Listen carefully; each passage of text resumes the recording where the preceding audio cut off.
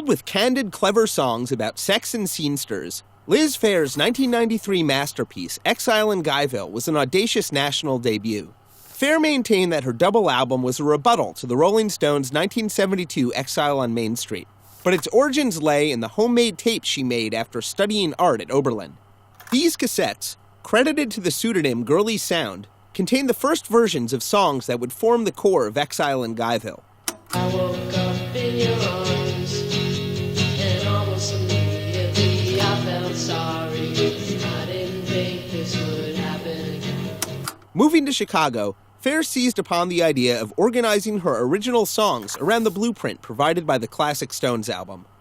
Heard especially on the swaggering opening track, 6 Feet 1, Phair hired guitarist Casey Rice because he could mimic the punch of Stones guitarist Keith Richards. The song's riff telegraphed a deliberately masculine sound that highlighted how Phair positioned herself as a feminine observer of Chicago's male-dominated indie rock subculture. And I kept standing 6 feet 1 instead of 5 feet 2. Her friends Urge Overkill dubbed this scene Guyville on their 1992 EP Stall, and it was Urge guitarist Nash Cato who orchestrated a photo booth session at Chicago's Rainbow Club, resulting in a series of provocative snapshots of Phair that gave the album its bold cover art. I woke up alone. I didn't know where I was at first, just that I woke up in your arms. The album delivered on the front cover's confident sexuality with the notorious Fuckin' Run. Casually profane and slyly poetic, Fuckin' Run was a blunt but incisive take on sexual dynamics. Its nuanced blend of confrontation and vulnerability provided a touchstone for the rest of the album, and fittingly, it was the first song that Phair and producer Brad Wood recorded for the project.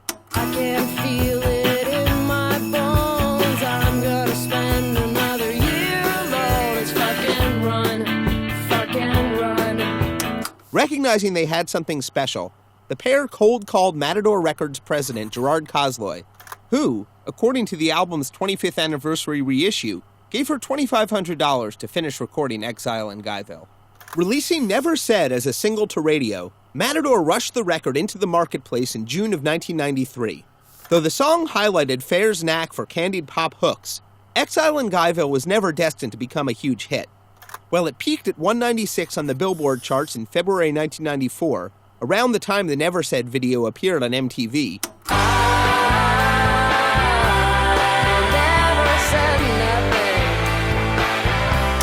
the album was a sensation in the rock underground, with a profound influence that was swiftly apparent. Within a few years, major labels released albums by scores of self-assured, controversial singer-songwriters, such as Alanis Morissette, whose 1995 blockbuster, Jagged Little Pill, is difficult to imagine without Phair's precedent. Guyville's homespun sound echoed through indie rock for a generation. I think I've been taken for everything I own.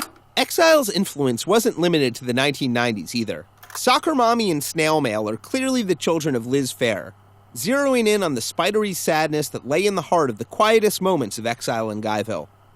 Selling 500,000 copies in under 5 years and earning multiple reissues, the album's emotional openness and oversized rock conviction made it an instant milestone. Despite its enormous impact, Exile in Guyville is perhaps best seen as a time capsule, evoking a specific moment that no longer exists. Guyville is gentrified, and Liz Phair quickly outgrew the confined quarters of the alternative scene. But with Exile in Guyville, she constructed the definitive document of how indie rock sounded and felt in the early 1990s. So take a deep breath and count back from 10, and